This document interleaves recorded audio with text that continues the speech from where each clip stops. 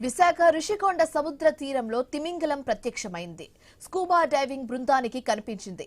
సముద్ర తీరం నుంచి 2 కిలోమీటర్ల దూరం ఈ టీం వెళ్లింది. 40 అడుగుల లోతులో నలుగురు స్కూబా డ్రైవింగ్ చేస్తుండగా తిమింగలాన్ని గమనించారు. వారు తీసిన వీడియో వైరల్ గా మారింది. తిమింగలం కనిపించిన విషయాన్ని ఏపీ వాటర్ స్పోర్ట్స్ అధ్యక్షుడు బి బలరామనాయుడు ధృవీకరించారు.